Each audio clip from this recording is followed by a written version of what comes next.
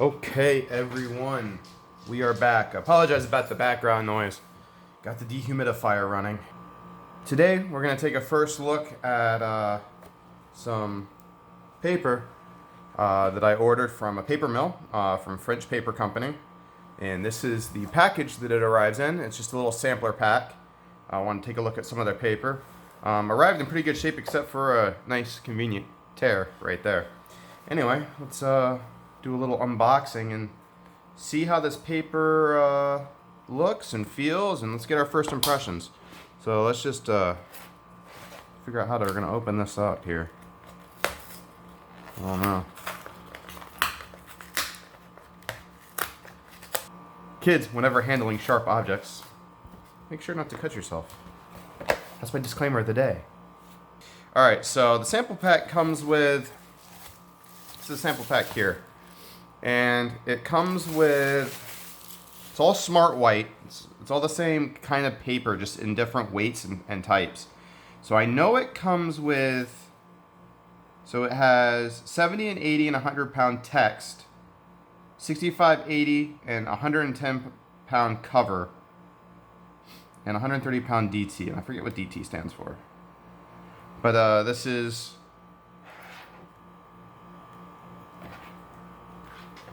98 brightness. See if we can get this out. Oh, my knife's dull. There we go. I sliced through my paper. So let's get some ideas. So that's 70 pound paper there. A little thin for my taste. Now this is text, so it is going to be a little thin. So that's our 70 pound. That should be our 70 pound text. This is our 80 pound text. That's our 3 sheets of 80 pound text. This is 100 pound text. Looks like it came with a little blemish on there. Now this 80 pound text is pretty comparable to manga paper. First impressions, it does feel very smooth and it is a nice bright white. Now we're in 65 pound cover. This is absolutely, I would say this is probably thicker than manga paper here. Alright, it's pretty nice. I'll put the cover off to this side.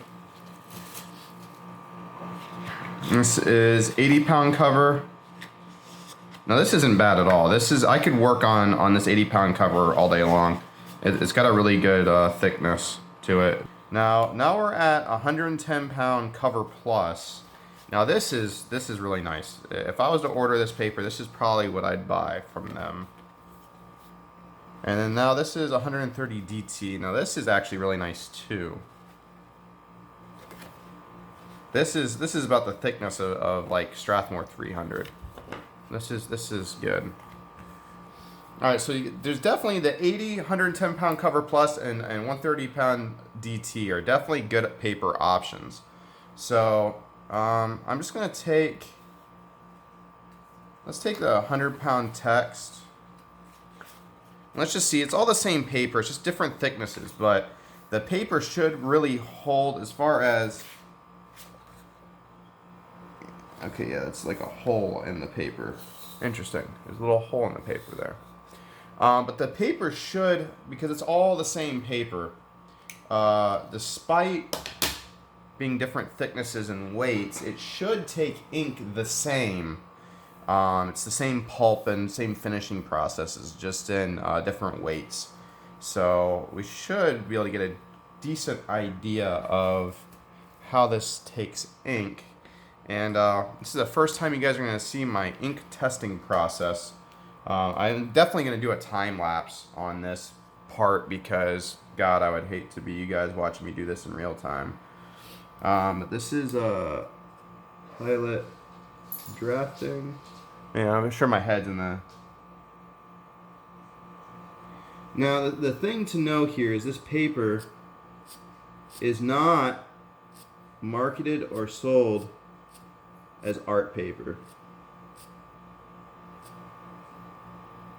Alright, so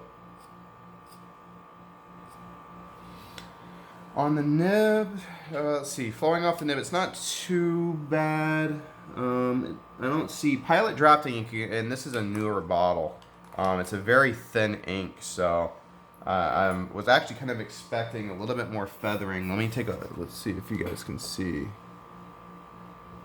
that up close, get it to focus. See if we can get it to focus.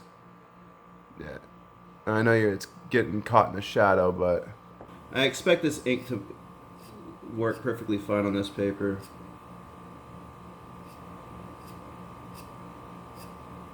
Actually works pretty good with this nib. Kind of surprised. Vortex tends to be a little bit on the thicker side, which is what makes it work so well with a lot of different papers, but I find that I have to mix up a little bit with some water and dilute it, and yeah, the Vortex is holding up really well on this paper.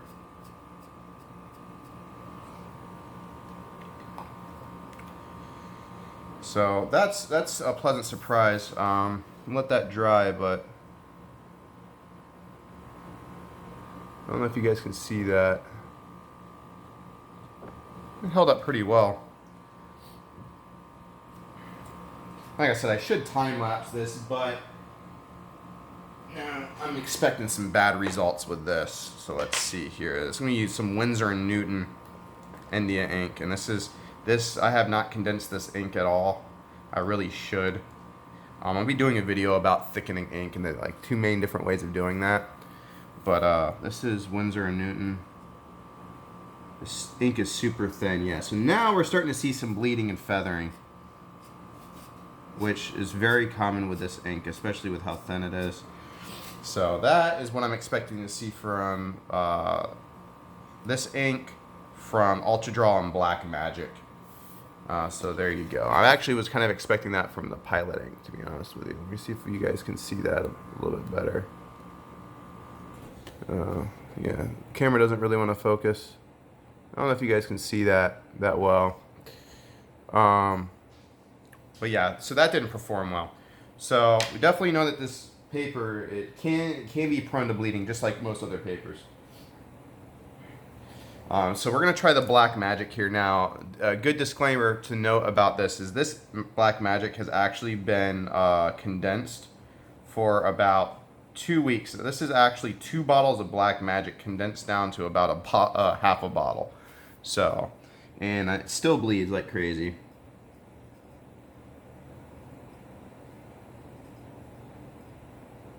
So I'm definitely still getting some feathering. It's straight out of the bottle, this would perform a lot worse than the Winsor & Newton. But even then, just so I am still getting some feathering on the lines on this pretty badly. Not as bad as the Winsor & Newton, but yeah. And like I said, I completely expect that off this ink, the Winsor & Newton and the Ultra Draw. But you know, just as a disclaimer, that Black Magic bleeds on pretty much everything but Strathmore, so there's that. Let's go into some of the inks that I like a little bit more. Now, most of these inks aren't condensed unless they just happen to be old. Now, this is Bombay Black. This ink's a little bit on the thinner side, but tends to work on most paper that I tested on.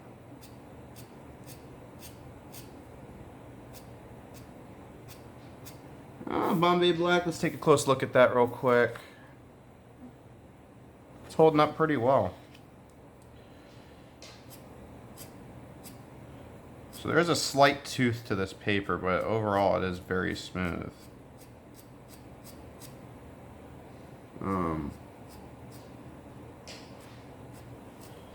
Because of the slight tooth, your lines aren't going to be perfectly smooth, but honestly, it's pretty darn close to like Kent paper. That's what I would compare this to.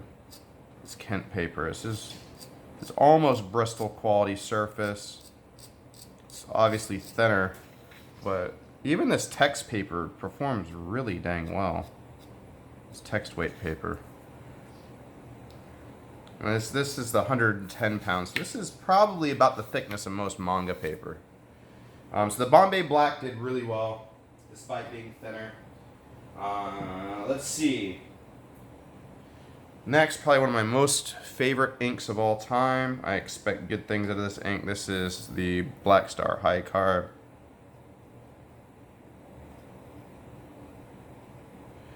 I can tell just right off that we're getting some good results. And you know what? I'm probably going to cut this end a little bit more so you can see a little bit more detail on this. But yeah, I'm getting some good lines on that. Really good results with that ink on this paper.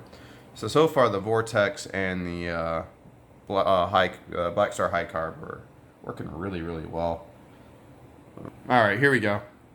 I know I'm casting a pretty nasty shadow on this, but let's hope it's not too bad for you guys. So yeah, high carb performed really, really well. I'm not gonna test the Black Star matte because they perform almost identical. Well, let's try a Holbein black, opaque black. I have some special black somewhere, which is their acrylic binded ink or acrylic emulsified ink, but this is now this is a little bit thinner.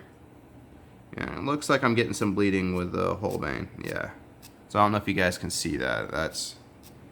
This ink does not like this paper at all. That's a shame. That ink is a pretty thin ink. It needs to be condensed. All right, so now I know this ink is gonna perform poorly. This is a very thin ink. This is a fountain pen ink. This is Pelikan Fount India. Yeah. Yeah, look at that. So far, this is not the most ink-friendly paper, but with the right ink, it does seem to perform really well, and with the cost of the paper, it's actually pretty economical, and we'll go over the prices at the end of the video. Excuse me. Alright, so we have the Pilot Drafting ink on there. Now, this is my bottle of condensed Pilot Drafting ink. So far, it seems like it's the condensed ink works really well on this. Am I getting some feathering? I might be getting some feathering on here. A really good way to test for feathering is if you lay down a really big, thick line, the ink will just kind of seep out of that line into the paper.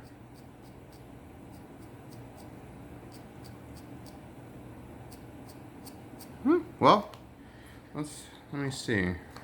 You guys can probably actually tell better than I can right now. Let me take a look. Okay, maybe a tiniest amount of feathering, but I think that's more the texture of the paper, to be honest with you. So the condensed ink actually works very well on this paper.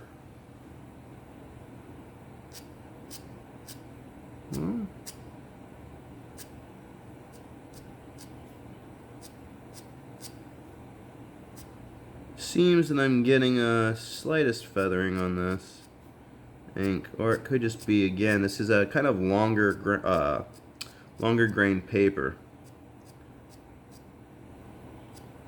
I'm out of ink. Alright, so that seems to work okay. Honestly, now, so when we talk, like the variants that I'm seeing in the line here with some of these inks where I'm saying, oh, it might be the grain of the paper. Honestly, if you're to do this on a larger piece of paper, like larger than 8.5 by 11, and reduce the art down, I honestly don't think you'd see that line, the iffy line quality at all. Let's try my Gold Label Kaimei ink. I really like this ink for working with Copic markers, although some people hate the smell of it. So this is Kaimei Gold. I forgot the actual name of this ink, but this ink flows extremely well and performs great with Copics. The only thing to really know about some papers that are prone to bleeding, they can be prone to bleeding due to the grain size of the paper. Larger the grain paper, the more the ink will travel down the fibers of the paper and cause the line to feather. There's nothing you can really do about it. So I am seeing a little bit of light feathering here. with this ink. I don't think it would kill an image though. It's just not the best. Anyway, so the grain of paper, so yeah, it could travel down the length of the grain and cause it to bleed. And there's nothing you can do about that. I mean, even you'd have to go to a very thick ink to prevent that from occurring, because that's just the grain is so large in the paper. Now the other one is that the paper is made of like a probably soft wood pulp or maybe recycled content, and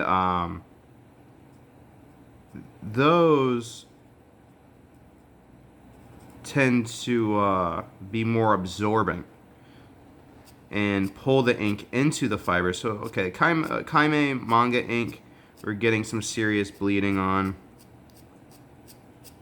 So definitely don't want to use that ink on this paper. So this is definitely the most finicky paper I've used. It was like more of a specialty paper. Now, like I said, this isn't meant for pen and ink. It's not even advertised as that. This is bookmaking, letter making paper. So yeah. So anyway, so the paper can tend to be more absorbent, and that will actually pull some of the ink. Now, even thicker ink. So what you're gonna end up, I know my mind's in 3 different places right now. But what happens with absorbent paper, even when it's thick, it can tend to pull the paper into the fibers, the ink into the fibers, and that lightens your line. So basically the ink isn't sitting right on top of the paper as it should be, like you would get with a high quality Bristol board or illustration board, even some higher quality papers. So that lightens your line, and you're not going to get as dark of a line sitting on the paper. So I'm just trying to see what happens. The paper's actually, it feels fairly durable. The surface does feel fairly durable. I'm surprised it didn't tear up any paper in the nib, to be completely honest with you. That was Kaime Drawing Sol. It's another Sumi ink, and that laid down pretty well on it. But yeah, what I'm noticing is the ink, I mean, the high carb is definitely laying down pretty dark, but the inks aren't laying down quite as dark as I think I'm used to seeing. Oh, that's Unibur. Oh no. Me and my clumsy self just spilled ink everywhere. Alright, so I got some Ultra Draw in a bottle here rather than a jar. And let's see how it performs. This is going to bleed everywhere. I hope you guys are ready for this, because this is about to be painful to watch. So I hope you guys are ready for this performance. Ooh, look at that bleed go. Look at that go.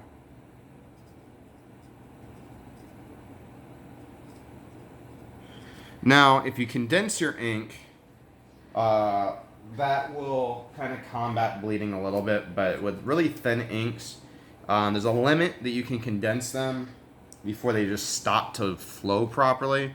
Or the pigment, if it's a super high pigment ink, it will get so dense that the actual carbon particles will start to clog your nib. So far, Deleter 6 seems to work pretty well. I'm getting good hairlines out of the nib. It is drying rather light though.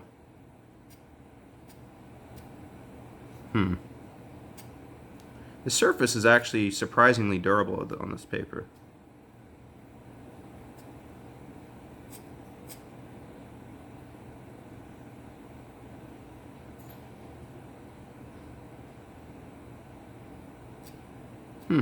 Okay. Watch me not edit any of this. I'm going to throw this up on YouTube as is. All 30 minutes of this crap of me just talking about ink. So, you guys will hate me. Now, the Deleter number 3 ink, I've had bleeding issues in the past with it on certain paper. Like I know Eon board doesn't really like deleter number 3. So let's see how deleter number 3 works on this. Huh. Now this is an old bottle of number 3, so maybe it's condensed a little bit. And it kind of seems like that because it's not flowing very well off my nib. When an ink starts to flow like this, normally what I'll do is dilute it with some water. But this ink is really prone to bleeding anyway, so... I mean, let me just get some more ink on there and let's try this again. Let's see, deleter number 3. Alright, there we go. I don't know why my nib was flowing a little shady there. But yeah, even from where I'm sitting back behind the camera, I'm definitely seeing some feathering with this ink, which is what I expected. So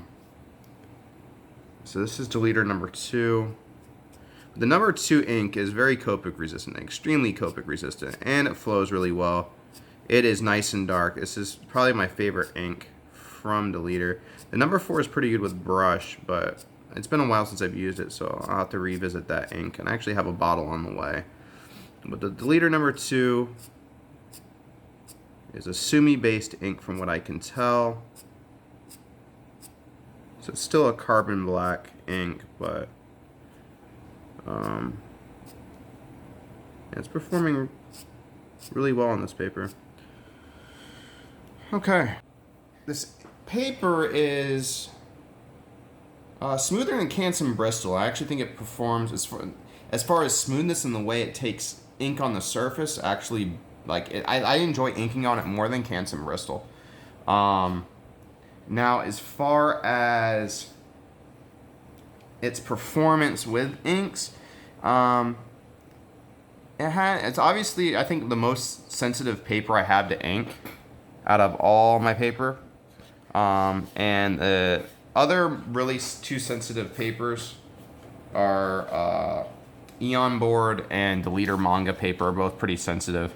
But so sensitivity to certain type of inks and propensity to bleed with certain inks isn't a killer for me. Like, for example, I said Eon is a more sensitive paper to thinner inks like Ultra Draw, specifically like Ultra Draw and Black Magic. Those two inks alone are problem inks. Deleter number 3 tends to bleed on it, and so does the Winsor & Newton.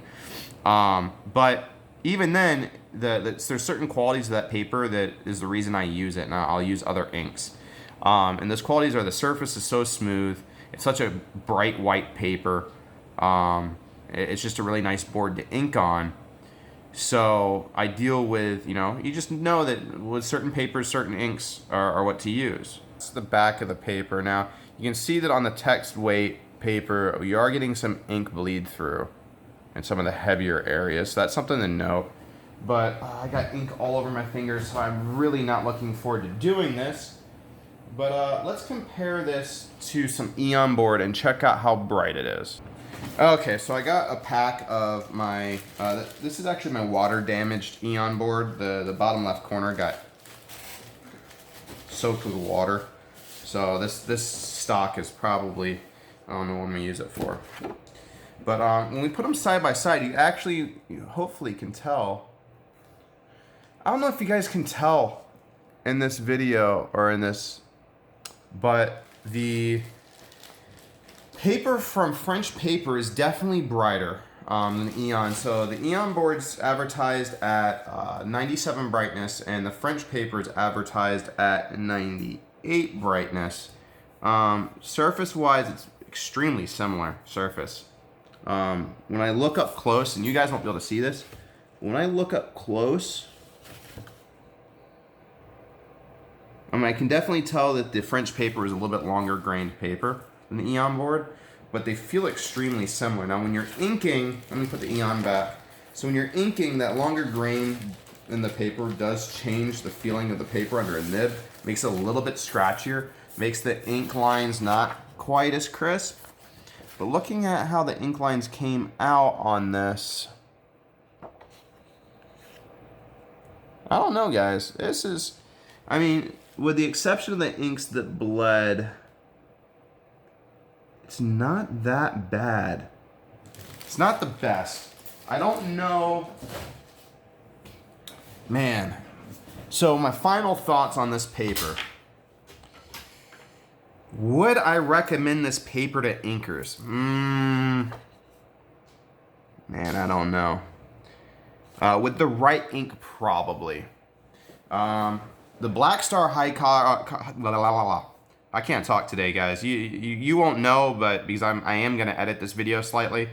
But there is a bunch of blunders already in this video, which is why the beginning is pretty choppy.